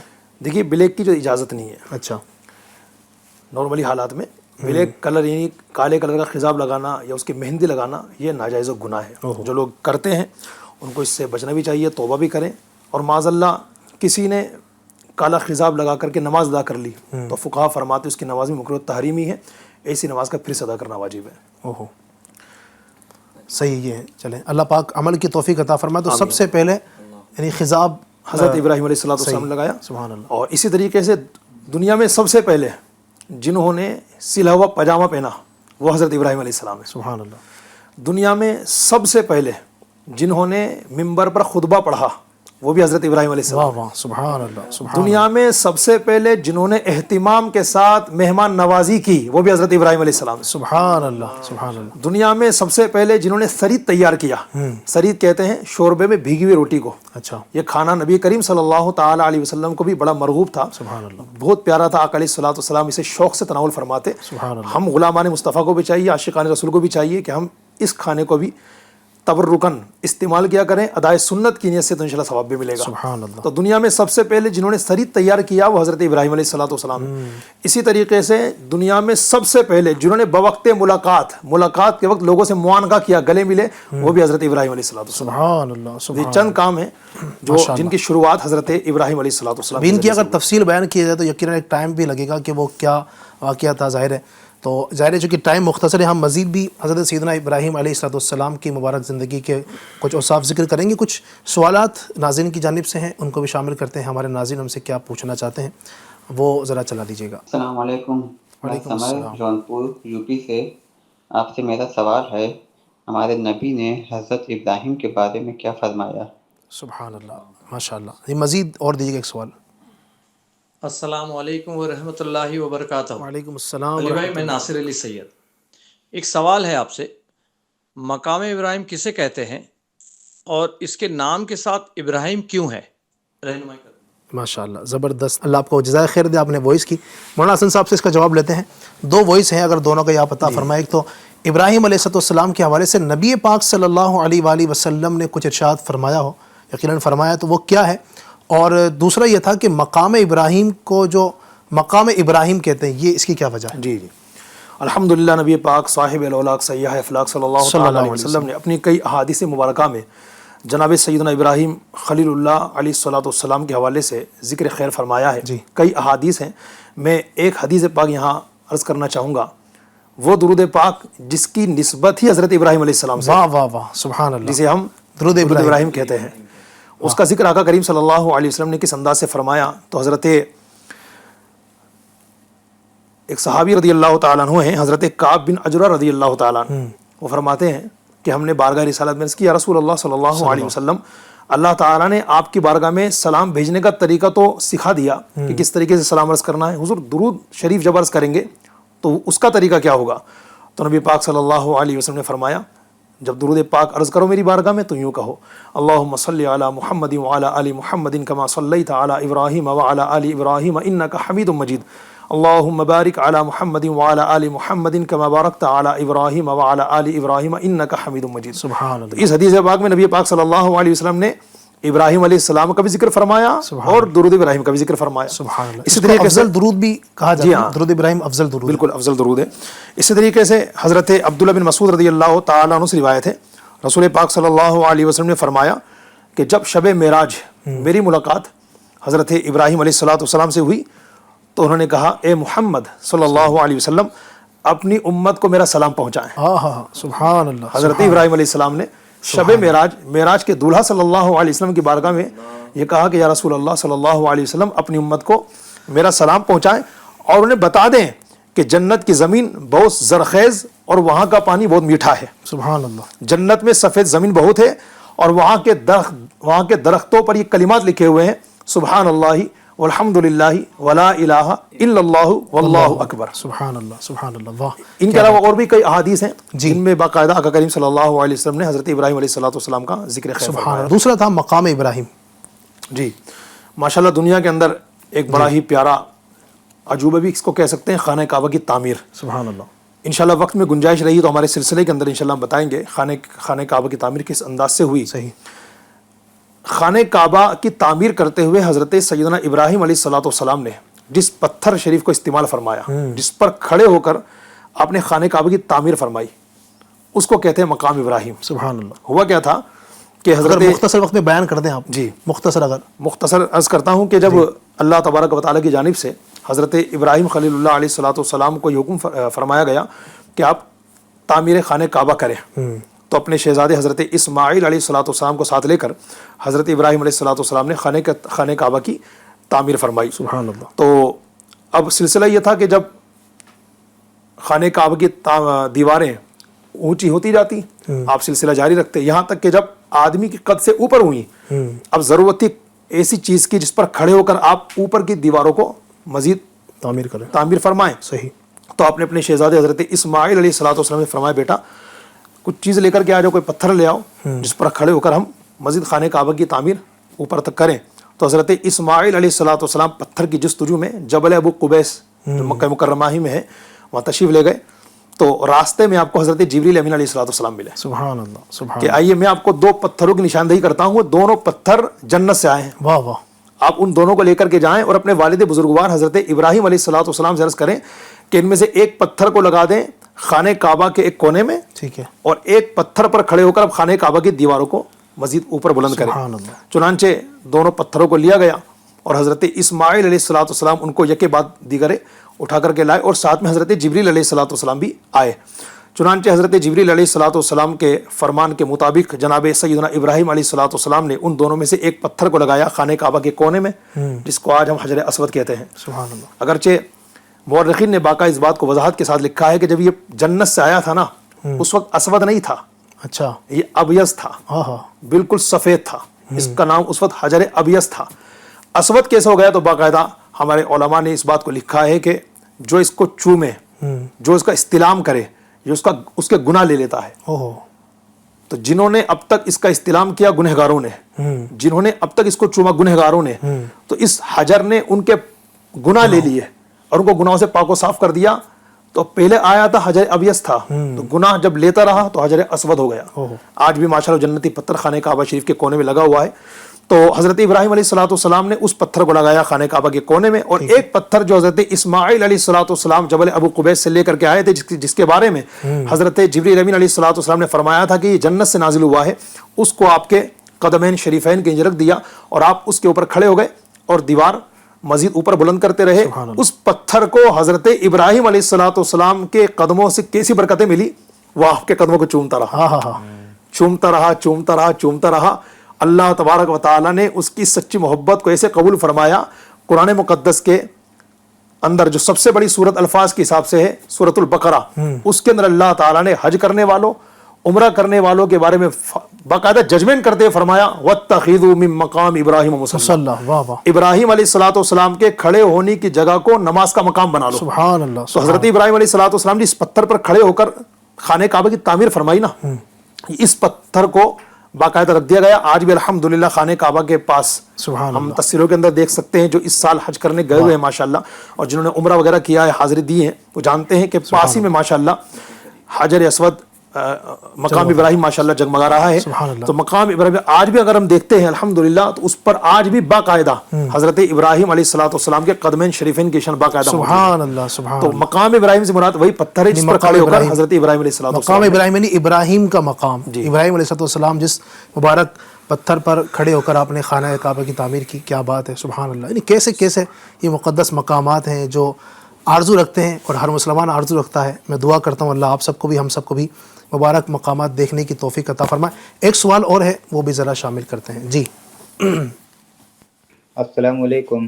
وعلیکم السلام ورحمۃ اللہ وبرکاتہ. میں نیاز احمد ایڈوکیٹ.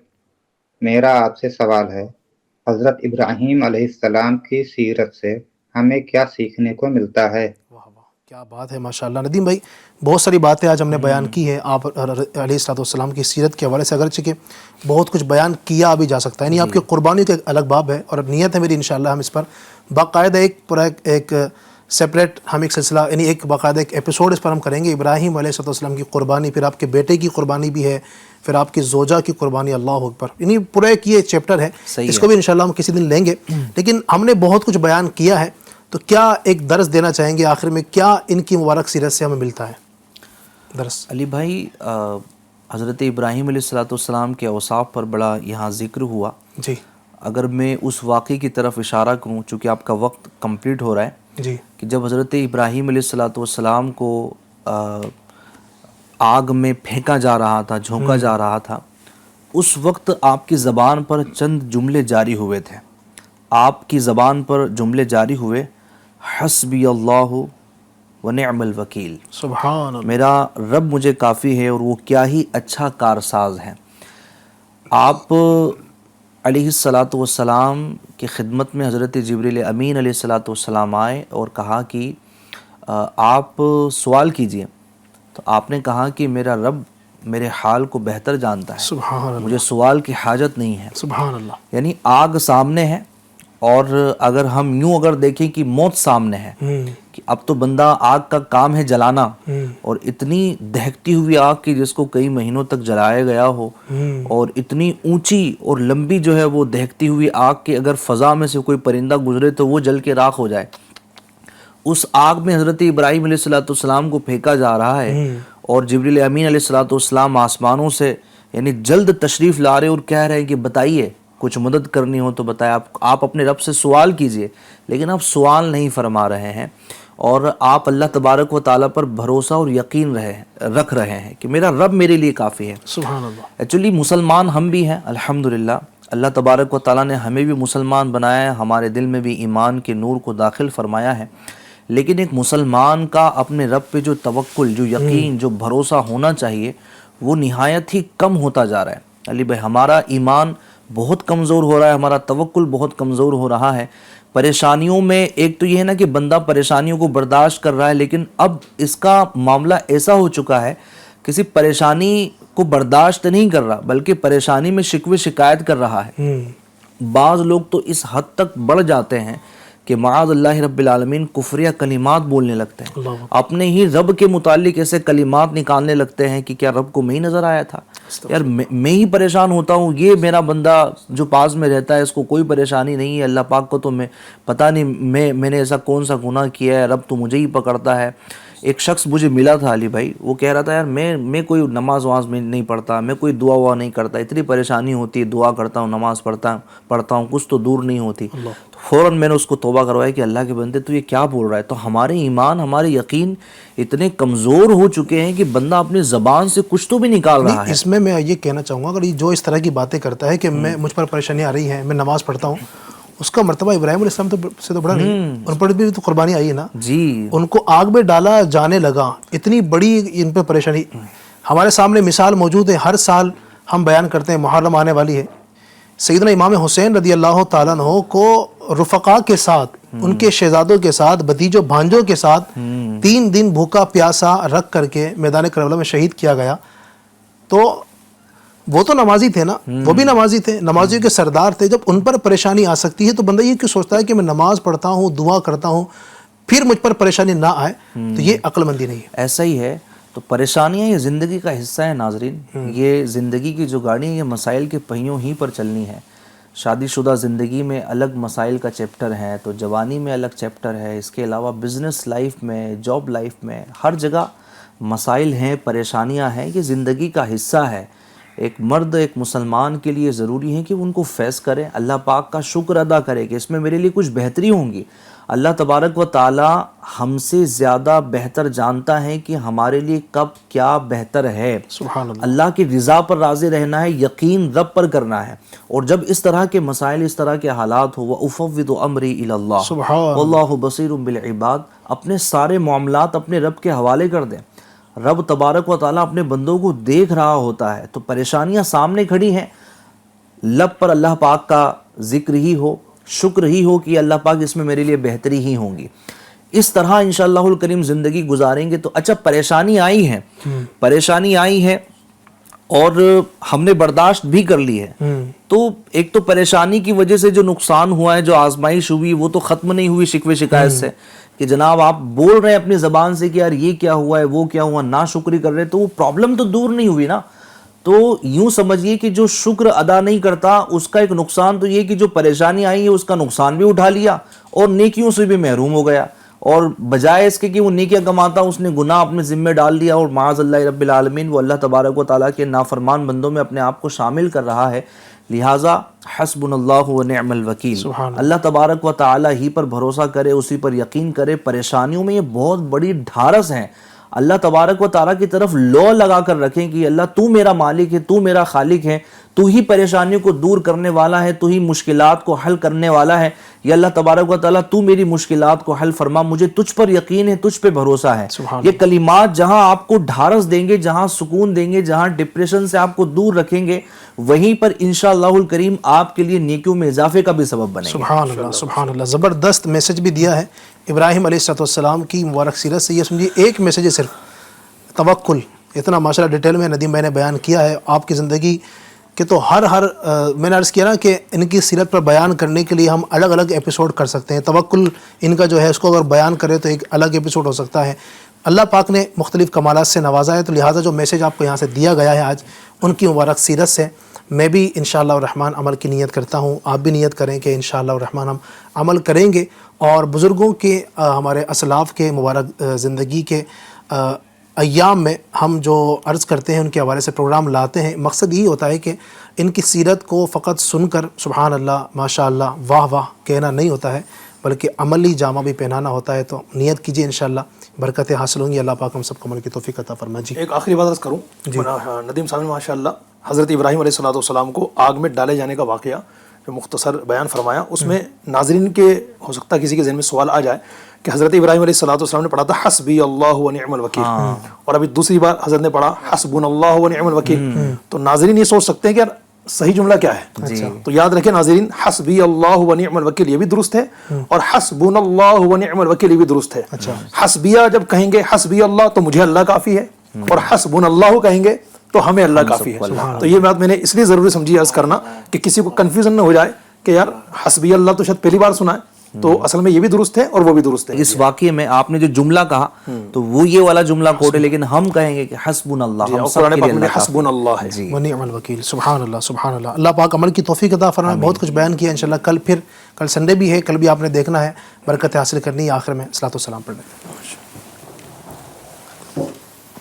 اے شہنشاہ مدینہ الصلاۃ والسلام، زینت عرش معلا الصلاۃ والسلام، اے شہنشاہ مدینہ الصلاۃ والسلام، میں وہ سنی گو جمیل قادری مدنے کے بعد، میں وہ سنی ہوں جمیل قادری مرنے کے بعد، میرا لاشا بھی کہے گا، میرا لاشا بھی کہے گا الصلاۃ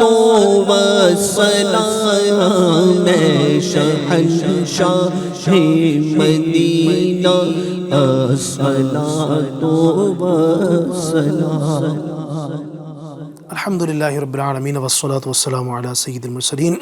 اللہم ربنا آتنا فی الدنیا حسنہ وفی الآخرۃ حسنۃ وقنا عذاب النار۔ یا رب کریم عز و جل ہمارے ماں باپ کی اور ساری امت کی مغفرت فرما، ہمارے تمام صغیرہ کبیرہ گناہوں کو اپنی رحمت سے معاف فرما۔ یا رب کریم عز و جل آج حضرت ابراہیم علی نبینا علیہ الصلوۃ والسلام کی مبارک سیرت کو ہم نے بیان کرنے کی کوشش کی، اپنی بارگاہ ناز میں قبول فرما، ان کی سیرت پاک سے ہمیں سبق حاصل کرنے کی توفیق عطا فرما۔ اے اللہ عالم اسلام کے تمام مسلمانوں کی خیر فرما، جو بیمار ہیں، پریشان حال ہیں، تنگ دست ہیں، بے روزگار ہیں، مختلف طرح کی بیماریوں، پریشانیوں، آزمائشوں کے شکار ہیں، یا اللہ حضرت ابراہیم علیہ الصلوۃ والسلام کی قربانیوں کے صدقے اے رب کریم ان کو تمام تر آزمائشوں پریشانیوں سے چھٹکارا عطا فرما۔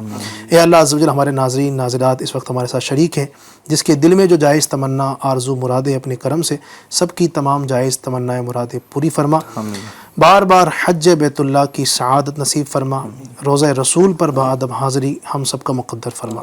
کہتے رہتے ہیں دعا کے واسطے بندے تیرے کر دے پوری آرزو ہر بے کسو مجبور کی، ان اللہ و ملائکتہ یصلون علی النبی یا ایہا الذین آمنوا صلوا علیہ وسلموا تسلیما، صلی اللہ علی النبی الامین علیہ صلی اللہ علیہ وسلم، صلاۃ و سلام علیکہ یا سیدی یا حبیبی یا رسول اللہ۔ مجلس کے اختتام کی دعا پڑھ لیجئے، سبحانک اللہم و بحمدک لا الہ الا انت استغفرک و اتوب الیک، سبحانک اللہم و بحمدک لا الہ الا انت استغفرک و اتوب الیک، سبحانک اللہم و بحمدک لا الہ الا انت استغفرک و اتوب الیک، صلو علی الحبیب صلی اللہ علی محمد برحمتک یا ارحم الراحمین۔ تیری رضا پہ کھلے آنکھ، لب پہ ہو